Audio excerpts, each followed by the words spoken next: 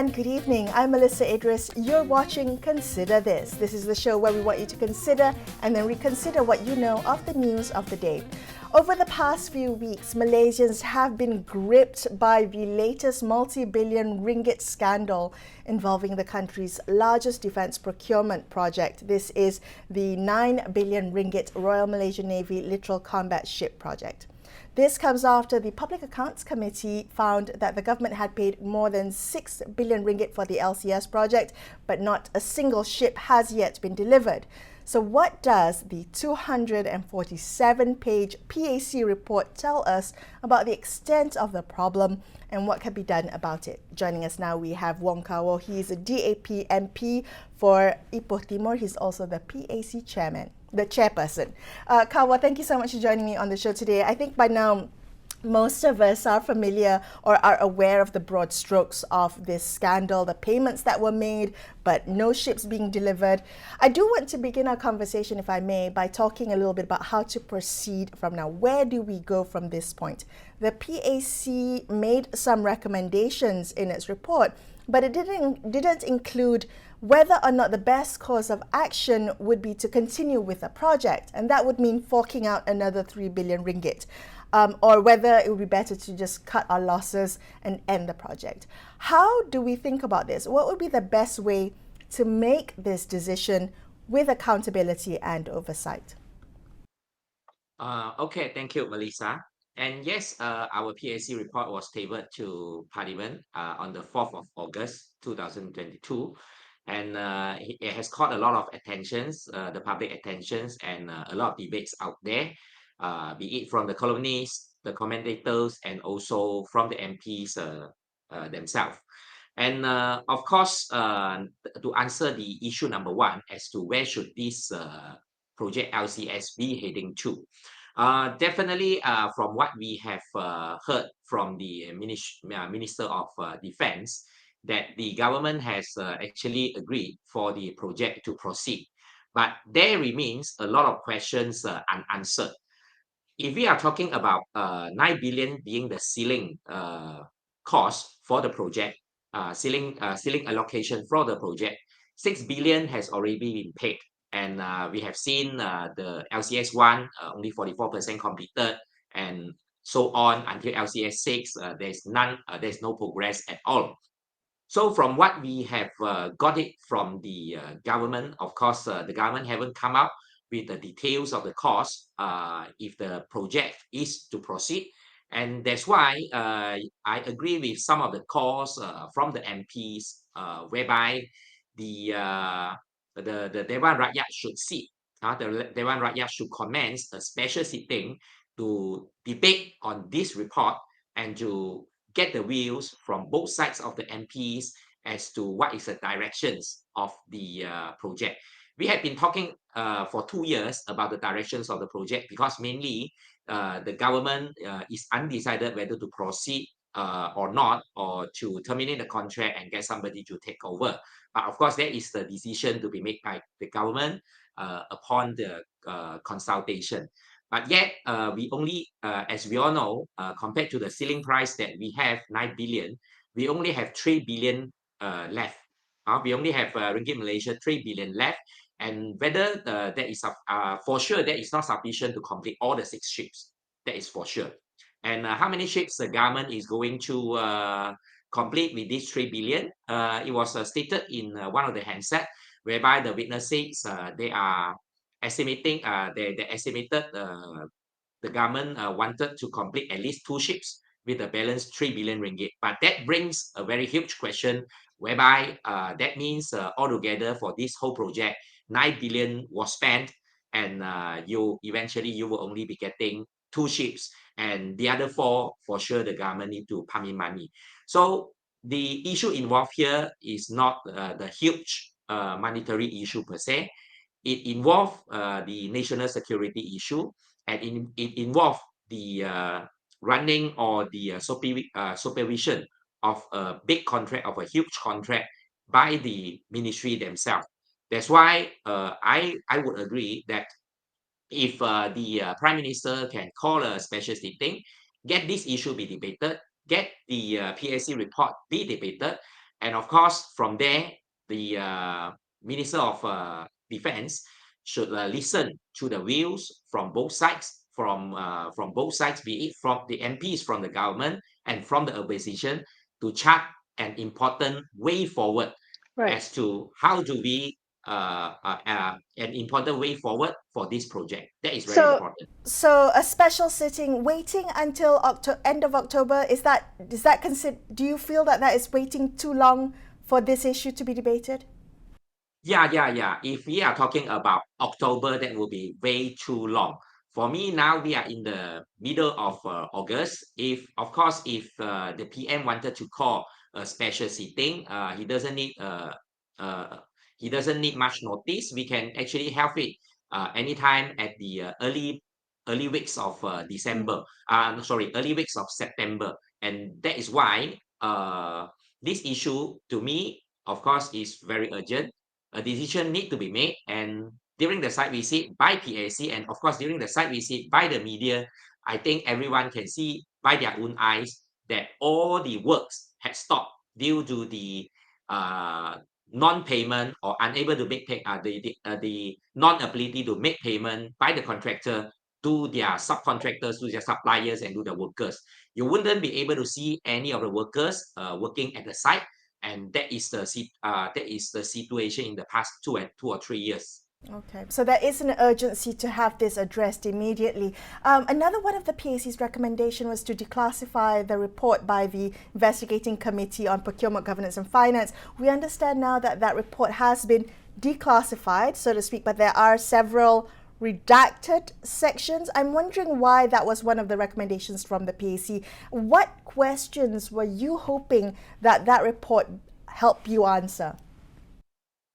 Of course, the first thing in one of our recommendation, being one of the very most important recommendation, was for the disclassification of this of the JKSQ PKK report headed by Tan Sri Amrin Wang. And this was a report where the PAC report has based our investigation in, and we have called Tan Sri Amrin together with his team to come to PAC to give us a briefing and to give and to give their testimony on the case. And we have made our recommendation in our report on the 4th of August 2022. And 6 days later, we are glad to note that the government and or the cabinet has decided to declassify this report. But of course, yes, uh, uh, 2 weeks ago, where I had a PC in Parliament, whereby during the disclassification of the AES report, a lot of the places or a lot of the names has been redacted. And here we have just now when I read through yesterday when I read through the report which was declassified, I found that there are around 5 to 6 pages which contain the names of the shareholders and directors of 3 companies. That is Bosted Network Shipyard, Bosted Holdings Berhad, and also Pristine Industries and Riam Berhad. The directors and the shareholders' name were redacted. To me, of course, in the letter addressed to the PAC by JPM, they said this is pursuant to the recommendation and advice by the AG chambers. But to me, of course, number one, the PAC would like to stress that although the names of the person have been redacted here, but overall, it doesn't change the meaning of the report, and it doesn't what we call it doesn't affect the findings of the PAC. But I do find it a little bit childish. Again, I would like to use the word childish. A little bit childish by the government to take this approach of to get some of the names redacted, because as we all know, to get the names of the shareholders and directors of certain companies like BNS, BHB, and Pristine Industries and Riam Berhad, you just need to pay a minimum fee at SSM, and you can get the SSM report printed, and all the names will be shown there. They are public documents, especially Bosted Holdings Berhad. They are public listed company. Nothing is secret about the names of the directors and about the names of the shareholders. So anyhow, the reports come with certain redaction. Although it doesn't change the meaning of the report, it doesn't change affect the findings of the PAC, and yet the PAC feels that the reduction is actually unnecessary at all. Can I ask you, as we wrap up this segment, I do want to ask you about the scale of this scandal. You know, it's not the first time that we've had a scandal with military procurement. We saw that with the Scorpion procurement. How do we keep this from happening again? Or are we just fated to keep seeing abuse and mismanagement of funds because of the need for secrecy, the lack of transparency, the opacity of military procurement that leaves it open to abuse? Is there a way to ensure this is the last PAC report on a multi-billion ringgit scandal? Okay, thank you for the questions. Of course, from my experience sitting with PAC, although the PAC had worked very, very hard on all the issues arise, but definitely just like all the Auditor General report, our report wouldn't be the last one that exposed the mismanagement or misuse of powers of the ministers or of the ministries and so on. But for LCS per se, for LCS specifically, LCS project is the largest procurement in the history of MINDEF, having the ceiling price of 9 billion ringgit. And of course, how do we avoid this to happen again? I have said a few days ago, this PAC report, from what my hope on this PAC report is that this PAC report can eventually become a definite textbook as to how the procurement in the future shouldn't be conducted. We have seen as to how the then minister has made some unilateral decision to change the whole design of the ships, and how the poor management or poor supervision by the ministry over the whole issue. And all the problems we already stated in our PAC report, and we hope that this report can be a textbook, this report can be a guidance and serve as an alarming bell for those who are holding power now or who will be holding power in the future as to what they need to do and what they shouldn't be doing. And of course, to avoid all these things from happening again, we need an effective enforcement agencies like MSCCs and also police. In the past few years, or even in the past half a year, even though there was some announcement made by MSCC, we didn't see any actions being taken against anyone in this case. And of course, after the PAC report is released, 6 days later, the cabinet said that MSCC has to act immediately. And yes, 2 days ago, we have seen there is one charge being levied in the court, and we hope that there will be more coming, because I think the issues is too wide, involving too many people. And of course, that is on the effectiveness of the enforcement agencies. Right.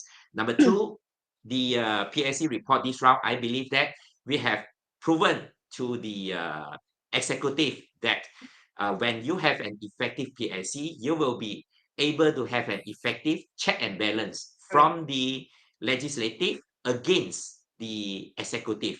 And whoever sitting in the executive, be it the minister, the deputy minister, or the KSUs, or any high-ranking officers, they know in future any decisions that they make, any controversial decisions that they make, the PAC is actually watching them. And this is what we hope can slowly change the problem that we are facing today. Thank you. Okay, so that will serve as a warning that the PAC is watching. That was Wong Kar-Wah, DAP MP for Ipoh Timur and PAC chairperson. We're going to take a quick break here on Consider This. We will be back with more. Stay tuned.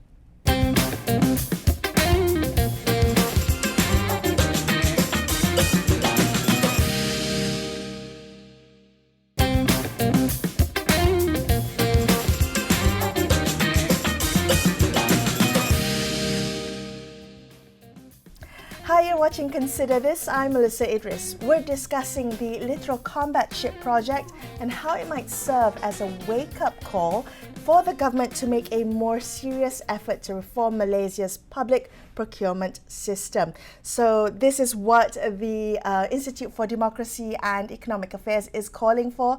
That's why we have joining us now Sri Murniati Yusof. She's Deputy Research Director at the think tank Ideas. She's also the author of the Ideas policy paper titled Improving Direct Negotiation Rules in Malaysia. Murniati, thank you so much for joining us on the show today. Appreciate your time. As someone whose research field is in government procurement and fiscal transparency, where are the areas of concern for you in terms of procurement within the LCS case? I think there are three areas that I would like to highlight. The first one is the negotiation capability and capacity of our procuring entities. If we have the time to read the paper, the report from the PAC, I think we see that the specifications of the LCS are mainly contractors driven, which means that we don't have, our procuring entity do not have the capacity to actually enforce that this is what I want.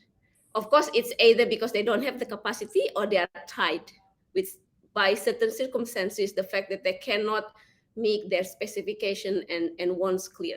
So I think so this capacity is not always related to the capacity in terms of technical capacity.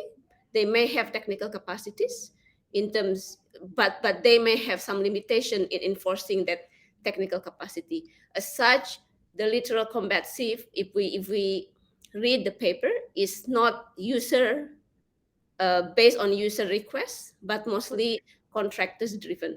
I think that's the first point that I want to highlight. If I could just jump in there before you continue with the other two, that is a major point, the vendor-driven procurement.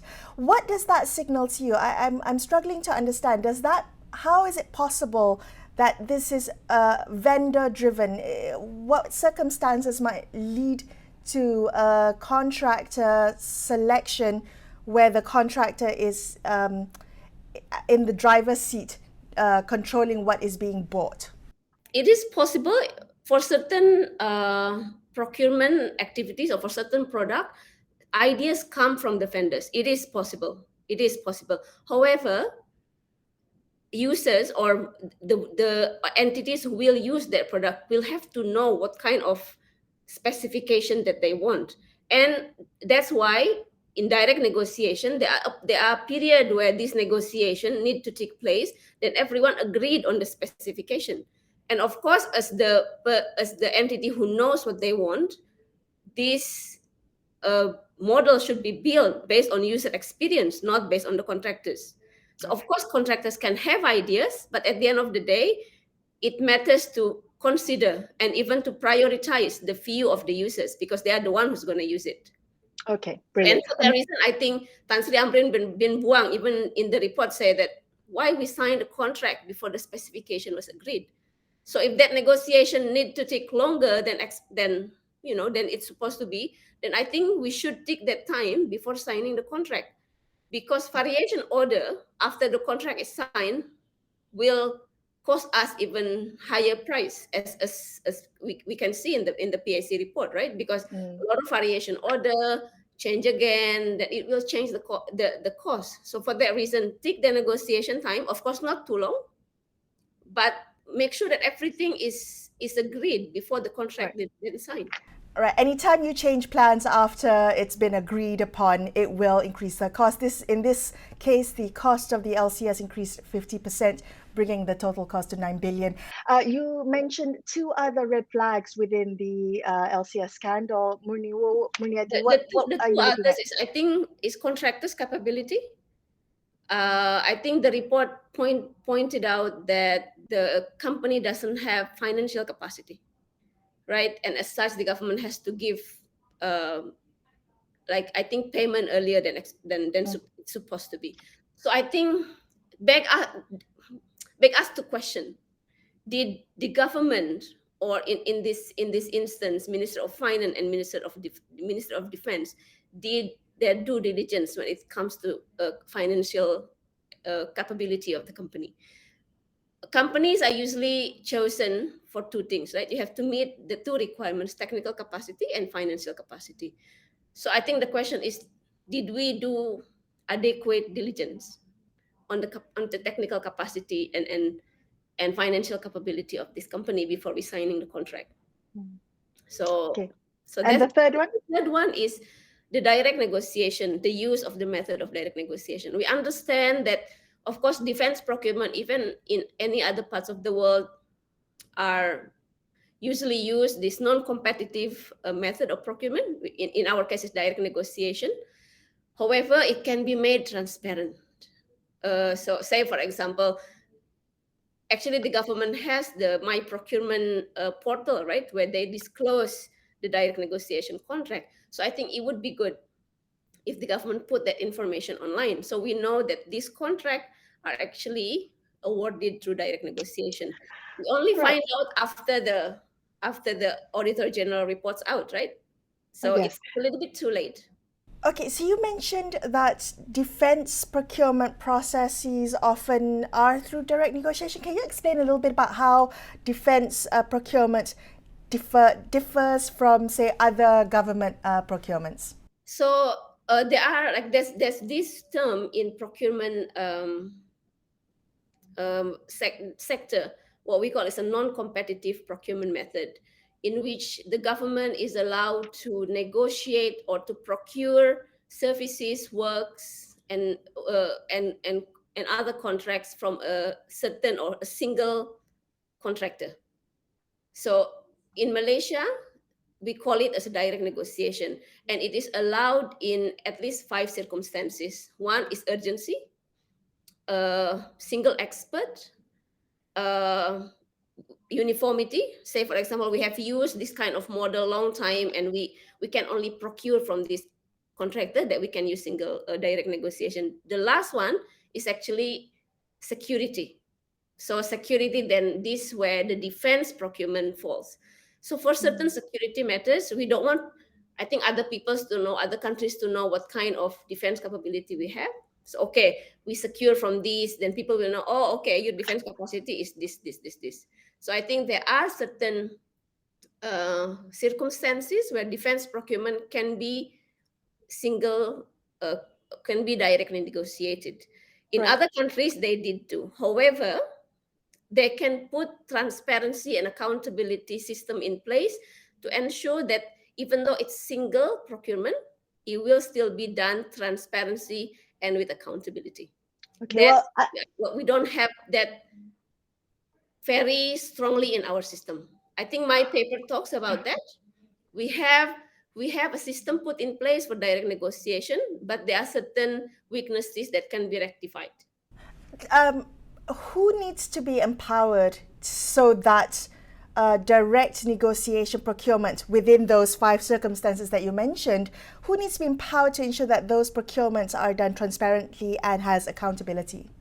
Right now, the based on the circulars, the entity who is responsible for ensuring this is Ministry of Finance. So any request for direct negotiation will come from the procuring entity, in this case, the Ministry of Defense. They will submit the request to MOF. MOF will study whether, okay, this thing is legal, this thing has to be done through the negotiation, that they will give them a letter of intent. Okay, you can do. The letter of intent means that the procuring entity is given authority to negotiate with the selected bidders. Then after this negotiation process, okay, all the specification agreed, all the timeline, everything agreed, everyone happy, this proposal comes back again to Minister of Finance. Then Minister of Finance will sign again. Then the letter of award then given to the contractors. However, in that entire, sorry, just to interject very quickly, in that entire process, do ministers and or politicians have a role to play in the direct negotiation process? Unfortunately, no, unless, of course, then there's a question from Parliament. For example, if certain member of parliament, they have a very specific attention to, say, for example, defense procurement strategic plan for certain years, then they probably track this development, right? Then they will ask questions to the Minister of Finance, of Minister of Defense. Otherwise, we don't have an established protocol where the government will report or can be made accountable on decision that is being made on certain procurement practices. Okay. And for that reason, I think Parliamentary Select Committee is actually quite important. I think we have now, but it has not been empowered properly. I mean, we have it on and off, right? During PH, Right. have it, and then off again, and then on again. So I think to have Parliamentary Select Committee where they actually constantly monitor policies and implementations of policies of certain ministries, I think it would be good. That's one of the platform for making procurement more accountable. Well, Ideas is pushing for the Government Procurement Act to be implemented. This is part of the National Anti-Corruption Plan. Is that what you're referring to? Is that how we can get more accountability through procurement processes, particularly through direct negotiations? I just want to put a disclaimer. This is not a panacea for everything. This is just the first step. So the government has put this as one of the solution to curb corruptions in public procurement. Government Procurement Act cannot solve everything. We have to put other system in place, accountability mechanism in place, and other countries will have to review their procurement system regularly, improve on guidelines, improve on circulars. However, it's important to have this, I think, because I think two things. Of course, legislations have a higher place in terms of regulation, right? It's a lot higher than circulars. Circulars, you don't have to go to parliament. Anyone can, the bureaucrats with the ministers can change it. But legislations has a bigger mandate and I believe enforcing capacity. So that's the first one. Secondly, if the legislations, if our GPA is modeled after international practices, it will have important transparency measures. Okay.